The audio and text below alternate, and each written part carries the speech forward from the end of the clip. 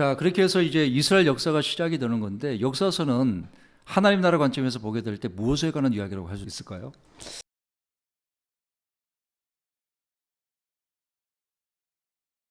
예, 역사서는 한마디로 말하면은 그 하나님의 주권을 정립해 나가는 그런 이야기라고 할 수 있습니다.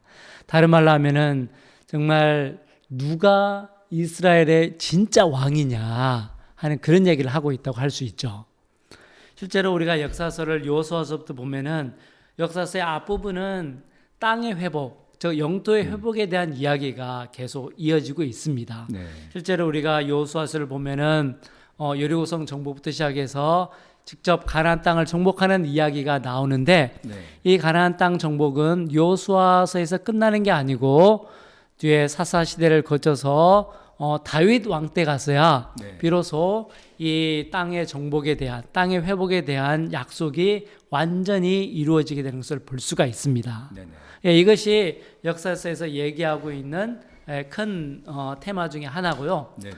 근데 역사에서 얘기하고 있는 더 중요한 것은 우리가 역사서를 쭉 보면은 가장 많이 등장하는 이야기가 왕들에 대한 이야기잖아요, 그죠? 맞아요. 네. 예, 우리가 잘 아는 것처럼 사울 왕부터 시작해서 다윗, 그다음에 솔로몬, 또 솔로몬 왕이 죽은 이후에 북이스라엘과 남유다가 분단이 되면서 북이스라엘의 왕들과 남유다의 왕들에 대해서 쭉 이렇게 이야기가 계속 이어지고 있죠. 네네. 그래서 우리가 역사서를 보면은 한마디로 왕들의 이야기, 왕들에 대한 이야기라고 할 수 있는데, 네네. 근데 문제는 우리가 역사서를 가만히 보면은 이 인간 왕들이 주인공이 아니라는 것을 우리가 쉽게 파악할 수가 있습니다. 그렇죠. 맞아요. 예.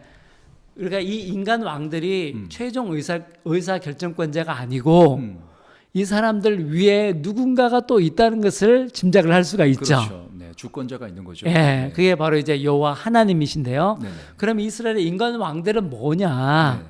바로 진짜 이스라엘의 왕은 여호와 하나님이신데 그 하나님이 그 왕권을 위임해 준 그 위임을 받은 통치자가 바로 이스라엘의 인간 왕들이라고 할 수 있는 것 같아요. 진짜 왕은 하나님이시고 이 땅의 왕들은 통치 대리자다. 그런 그렇죠. 말씀인 거죠. 그렇죠? 예, 우리가 하나님께서 아담을 창조하신 그렇죠. 네. 다음에 실제로 이 우주 만물을 다스리는 왕은 하나님인데 이 우주 만물을 다스리는 그 권한을 아담에게 위임해 주시는 그런 모습을 볼 수가 있었잖아요. 네네. 그것과 마찬가지로 이스라엘의 실제 왕은 하나님이시지만 네. 하나님께서 자기 백성들을 네. 인간 왕을 세워서 네네. 인간 왕들에게 네네. 하나님의 백성들을 통치할 수 있도록 그 권한을 위임해 준 것을 볼 수가 있죠. 네네. 그런데 이거는 역사서의 겉으로 드러난 이야기고요. 네.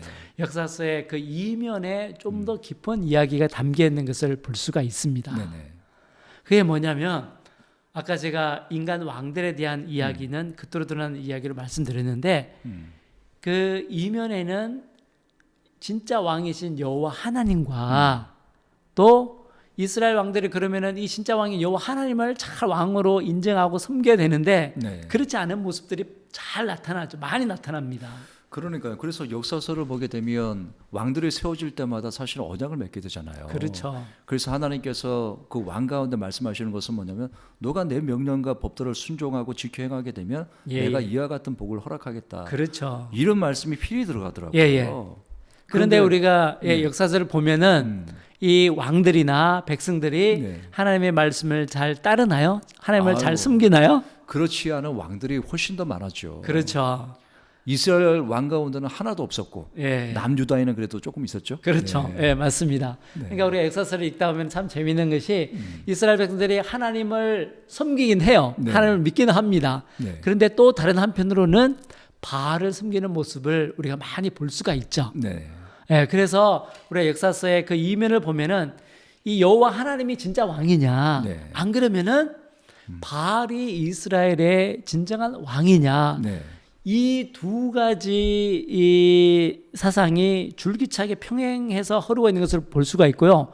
그래서 여호와 하나님과 바알이 서로 이스라엘의 왕권을 놓고 서로 싸우고 전쟁하는 그런 모습을 볼 수가 있죠. 네네. 그래서 역사서는 한마디로 보면은 왕위 쟁탈전이라고 할 수 있어요. 누가 진짜 왕이냐. 그렇죠. 이 싸움인 거죠. 예. 그렇죠? 그래서 이런 그 왕위 쟁탈전의 모습이 절정에 다다르는 모습을 우리가 어디서 볼 수 있느냐면은 열왕기상에서 볼 수 있죠. 예, 바로 그 갈멜산 전투에서 볼 수가 있습니다. 맞아요. 우리가 갈멜산 전투로 가면은 엘리야와 바알 선지자 450명, 아세라 선지자 400명, 네. 1대 850으로 갈멜산 꼭대기에서 전투를 하는 모습을 볼 수가 있습니다. 네네. 이때 이 전투가 무슨 전투냐? 네. 우리가 엘리야 선지자가 이스라엘 백성들한테 이렇게 얘기를 하죠. 니네들이 이 여호와 하나님과 바알 사이에서 어느 때까지 머뭇머뭇하려느냐? 네. 여호와 하나님이 참 신이면 진짜 하나님이면 여호와 하나님을 섬기고 그렇지 않으면 바알을 섬겨라. 네. 둘 중에 하나를 택하라고 엘리야 선지자가 이스라엘 백성들한테 도전하는 모습을 볼 수가 있죠. 네. 근데 이 대결 가운데 보게 되면 엘리야 선지자가 백성들 가운데 먼저 그 얘기를 하잖아요. 목사님께서 예. 말씀하신 것처럼 너희가 언제까지 머뭇머뭇하겠느냐. 하나님을 택할 것인지 바알을 택할 것인지 둘 중에 하나를 해라. 예. 이 얘기는 지금 이스라엘 백성들이 우상 숭배를 하는데 예. 근데 완전히 하나님께로부터 등을 돌리고 우상을 따르느냐 이것도 아닌 거잖아요. 그렇죠. 어떨 때는 하나님을 따르고 또 그런 삶을 살다가도 또 어느 한쪽에선 바알을 섬기고 있는 모습을 보여주는 거잖아요. 예, 맞습니다. 양다리 걸치고 있는 거잖아요. 네, 어떻게 보면 이중적인 모습이죠. 그리고 혼합 종교라고 할 수 있는 그렇죠. 그런 모습을 보이고 근데 있죠. 이런 모습 보면서 오늘날의 신앙인들의 모습도 이와 같지 않을까 생각해요. 열심히 하나님의 말씀을 듣고 기도하는 모습을 보이기도 했다가 또 때에 따라서는 세속을 따르기도 하고. 그렇죠. 때에 따라서는 한편으로는 주일날은 교회 가서 하나님께 예배드리고 하나님의 말씀을 잘 듣고 하지만 네. 또 세상에 나가면은 세상의 권력을 쫓거나 세상의 부를 쫓아서 살거나 세상의 권세, 네. 세상의 좋은 것들에게 우리의 마음을 빼앗길 때가 네. 너무나 많죠. 그러고 보면 이제 우상을 숭배한다고 하는 것이 완전히 하나님께로부터 등을 돌리고 다른 것을 쫓는 거 이것만이 아니라 예. 우리가 이제 하나님을 온전히 따르지 못하는 것도 우상 숭배인 것 같아요. 예, 맞습니다. 예. 그걸 보여주고 있는 말씀인 그렇죠. 것 같아요. 그래서 역사서는 전체적으로 보면은 초반부에는 영토를 회복해서 하나님의 나라를 완성하는 모습을 볼 수가 있고 네네. 그 이후부터는 왕들에 대한 이야기가 전개되면서 네네. 누가 진짜 이스라엘의 왕인가 네. 이 얘기를 통해서 여호와 하나님이 이스라엘의 진정한 왕이라고 선포를 하면서 네. 하나님의 주권을 정립하는 그런 모습을 볼 수가 있습니다. 역사서의 핵심은 그거겠네요. 그렇죠? 그렇죠. 예. 그러면 그 이어서 이제 전개되는 것이 시가서인데 예. 시가서의 핵심은 뭘까요? 예, 우리가 금방 이제 역사서는 여호와 하나님이 이스라엘의 진정한 왕이시다는 얘기를 했다면 시가서는 반대로 백성들에 대한 얘기를 많이 하고 네네. 있는 네. 그런 성경이라고 할 수 있겠습니다. 네네. 사실 우리가 시가서는 보면은 욥기, 시편, 잠언, 전도서, 아가서 이렇게 5권의 성경을 우리가 시가서라고 하는데 우리가 평소에도 가장 즐겨 있는 성경책들이 다 여기에 포함되어 있죠. 그렇죠. 최고로 많이 있는 게 시편이죠. 예. 왜 우리가 이 시가서를 많이 읽을까요? 위안을 받으니까. 맞습니다. 그리고 공감이 많이 되니까. 예, 바로 이 시가스가 하나님의 백성들의 진솔한 삶의 모습이 그대로 드러나 있기 때문에 네. 우리가 이 시가스를 읽으면서 맞아요. 많은 위로를 받기도 하고 힘을 덧입기도 하죠. 네네. 그래서 이 시가스는 한마디로 말하면 하나님의 백성들이 하나님의 백성으로서 어떻게 살아야 되는지 네. 그 모습을 이야기하고 있는 성경이라고 할 수 있을 것 같아요. 네네. 그래서 특히 이제 우리가 하나님의 백성으로서 어떻게 살아야지 정말 행복하게 살 수 있는가 그 이야기를 다루고 있는 성경이 바로 시가서라고 할 수 그러고 있을 것 보니까 같아요. 시편 1편에서 말씀하시는 것도 그거잖아요. 예. 복 있는 사람이 어떤 사람인지를 말씀하고 그렇죠. 있잖아요. 예, 맞습니다. 우리가 한글 성경에는 복 있는 자 뭐 이렇게 표현하고 있지만 그 내용을 자세히 보면은 행복한 자에 대해서 얘기를 하고 있거든요. 우리가 어떻게 살아야지 하나님의 백성으로서 어떻게 살아야지 정말 이 땅에서 행복한 삶을 살 수 있는지 네. 그것에 대해서 얘기하고 있다고 할 수 있죠. 그리고 이제 우리가 시가서를 보면은 시가서에서는 정말 우리가 하나님의 백성으로서 이 땅에서 행복한 삶을 살기 위해서는 여호와 하나님을 왕으로 인정하고 여호와 하나님을 경외하는 맞아요. 하나님의 말씀을 잘 듣고 말씀에 순종하는 삶을 살면은 그런 자는 정말 행복한 삶을 살 수 있다고 이야기를 하고 있죠. 네, 사실 모든 인간이 추구하는 것이 바로 행복이잖아요. 그렇죠. 다 잘 살고 싶어하고 또 행복해지고 싶어하는데 이 땅에서 아무리 많은 걸 갖고 많이 누린다고 할지라도 바로 하나님 경외함 이거가 없이는 안 되는 것 같아요. 맞습니다. 여호와 하나님을 경외하는 그런 마음이 없으면, 그런 자세가 없으면은 아무리 세상 권세를 누리고 부를 다 소유한다 할지라도 결국에는 헛될 수밖에 없는 게 우리 인간의 자연스러운 모습인 것 같아요. 그래서 전도서에서 전도서 저자 솔로몬이 그 얘기를 하잖아요. 그렇죠. 네, 모든 것이 헛되다. 네, 맞습니다. 사실 솔로몬이 어떤 사람입니까? 모든 것을 왕으로서 가졌던 사람이잖아요. 모든 것을 가진 사람이잖아요. 모든 것을 소유한 사람이잖아요. 근데 이런 솔로몬이 말년에 한 고백이 네. 헛되고 헛되니 헛되고 헛되다. 모든 것이 헛되다고 네. 고백하고 있죠. 네. 근데 솔로몬의 전도서에서 마지막 권면이 뭡니까? 모든 청년의 때, 젊을 때, 청년의 창조주 때에 하나님을 기억하라. 창조주 하나님을 기억하고 그를 섬기는 삶을 살도록 솔로몬이 권면하고 있잖아요. 네. 이것이 우리 하나님의 백성으로서 우리가 행복하게 사는 비결이 아닌가. 그래서 네, 인간이 생각합니다. 추구하는 진정한 행복은 정말 하나님 경외하는 삶을 선택할 때 그 삶을 따르게 될 때 얻게 되는 것 같아요. 예, 맞습니다. 그것이 시가서의 일관된 메시지라고 할 수 있죠. 네. 그리고 목사님 이제 구약의 상당 부분을 차지하고 있는 것이 시가서 다음에 이제 선지서잖아요. 예, 맞습니다. 뭐 이사야, 예레미야, 에스겔, 호세아 이 선지서인데 그러면 선지서에서의 핵심은 뭘까요? 하나님 나라 관점에서 보게 되면. 예, 우리 하나님 나라라는 관점에서 볼 때 이 선지서는 어떻게 보면 하나님과 이스라엘 백성들 사이에 어떤 미묘한 갈등 관계가 등장을 해요. 네. 예. 모든 관계는 사실 갈등이 있잖아요. 그렇죠. 네. 그래서 여기서는 우리 선지서는 보면은 아까 우리 역사서에서 여호와 하나님이 이스라엘의 진정한 왕이시다, 진짜 왕이시다 이런 것을 얘기했는데 선지서 보면은 이 참된 왕이 진짜 왕인 여호와 하나님을 잘 따르지 않는 이런 이스라엘 백성들의 모습이 많이 등장해요. 사실 계속해서 거역하고 반역하는 모습을 이스라엘 백성이 보여주잖아요. 그렇죠. 네. 그러면은 이스라엘 백성들이 이렇게 하나님을 거역하고 또 하나님을 배반하고 하나님께 불순종하고 하는데 이 여호와 하나님께서 공의 하나님께서 이것을 가만히 보고 있을 수가 있나요? 예, 백성들이 법을 어기고 죄를 짓는데 주권자로서 왕으로서 그걸 가만히 보고 있어야만 되나요? 그럴 수는 없잖아요. 그럴 수 없죠. 예. 자식이 탈선하는데 가만히 있을 부모가 어디 있습니까? 예, 맞습니다. 네. 그리고 백성들이 죄를 지으면은 법에 따라서 심판하고 벌을 주는 게 징계하실 당연한 수밖에 거죠. 없는 거죠. 그렇죠. 네.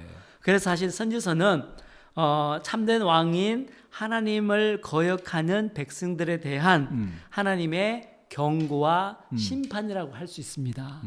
근데 우리가 여기서 한 개 생각해 봐야 될 게 하나님께서 왜 경고하시고 왜 심판하느냐는 거예요. 그렇죠. 그게 포인트죠. 네. 우리가 우리나라에서도 만약에 법을 어기면은 벌을 주잖아요. 감옥에 보내든지 벌금을 매기든지 이렇게 하는데 왜 그렇게 합니까? 정말 그 사람이 고생 좀 해봐라. 고생시키기 위해서 그럴까요? 물론 이제 그런 의미도 일부 있겠지만 거의 대부분의 경우에는 그 사람이 새롭게 마음을 돌이켜서 네. 올바른 사람이 되도록 하기 위해서 그게 벌을 목적이죠. 주잖아요. 맞아요. 네, 아까 백현 목사님께서 잠깐 말씀하셨듯이 부모들이 자식들에게 매를 들고 꾸중을 하고 하는 것도 자식들을 괴롭히기 위해서 그러나요? 자식들을 아니죠. 힘들게 하기 위해서 그러나요? 결코 아니죠. 그런 부모는 아무도 없잖아요. 그럼요, 맞아요. 예, 자식들을 올바른 길로 인도하기 위해서 부모들이 때로는 꾸중도 하고 때로는 회초리도 들기도 하잖아요. 네네. 예, 우리가 선지서에 나오는 하나님의 모습이 바로 이런 부모와 같은 그런 왕과 같은 그런 모습이라는 것을 우리는 알 수가 있습니다. 목사님께서 선지서 말씀에 대해서 말씀하는 거 저는 전적으로 예. 동감하거든요. 예, 왜냐하면 저도 이제 성경 묵상을 굉장히 즐겨했던 사람인데 주로 많이 봤던 것이 바로 선지서 말씀이었어요. 예, 근데 우리가 이렇게 선지서 말씀 볼 때 처음에는 두려워하잖아요. 그렇죠. 하나님께서 범죄하는 이스라엘 백성들을 향해서 진노하시고 분노하시면서 심판을 말씀하시는 모습이 바로 선지서에 나타나 있는데, 예, 예. 근데 하나님께서 심판을 말씀하실 때 그 심판의 방법이 굉장히 무섭잖아요. 그렇죠. 굉장히 무섭죠. 그래서 우리가 하나님의 그 심판하는 모습을 보면은 네. 하나님을 너무 무서워하는, 그러니까요. 두려워하는 그런 굉장히 사람들이 두려워할 많이 수밖에 생겼죠. 없는데, 근데 저는 선지서를 묵상하다가 결코 숨어 있지 않은 하나님의 깊은 마음을 제가 보게 된 겁니다. 맞습니다. 우리가 선지서를 보면은요, 아까 부모가 자식을 때린다고 했는데 올바른 길로 인도하기 위해서 때린다 그랬는데 자식을 때리는 그 부모의 마음이 어떤지 우리가 생각을 해봐야 될 것 그러니까요. 같아요. 예? 네. 만약에 자녀에게 회초리를 드는 그 엄마의 마음이 어떨 것 같아요? 그 엄마의 마음이 편할까요? 그 엄마 마음이 기쁠까요? 결코 그렇지 예. 않죠. 자녀는 매를 맞아서 아프겠지만 그 매를 때리는 엄마의 마음은 네. 더 아플 거예요 아마. 네. 더 힘들 거예요. 더 맞아요. 안타까울 거예요. 그렇죠? 네. 예. 바로 우리가 선지서에 나와 있는 이스라엘 백성들을 심판하시는 이스라엘 자손들에게 매를 드시는 이 하나님의 마음이 네. 곧 자녀들에게 매질하는 그 엄마의 마음, 아빠의 마음과 같다는 거죠. 그래서 그런 구절이 있더라고요. 범죄하는 이스라엘 백성들 그들의 마음을 돌이키게 하기 위해서 하나님께서 선지자를 보내는데 부지런히 보냈다라고 말씀하고 그렇죠. 있더라고요. 예, 근데 맞습니다. 그럼에도 불구하고 그들이 돌이키지 않고 계속해서 우상을 섬기고 거역하는 삶을 살아가다 보니까 하나님께서 맹렬히 노를 바라시면서 심판을 말씀하시는데 예, 예. 그 심판의 메시지가 너무나 엄중하거든요.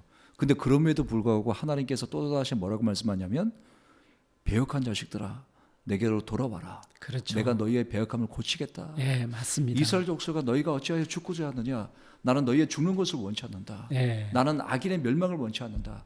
돌이켜 살기를 원한다. 그렇죠. 이게 바로 자식을 살리고자 하는 애비의 심정이더라고요. 그렇죠.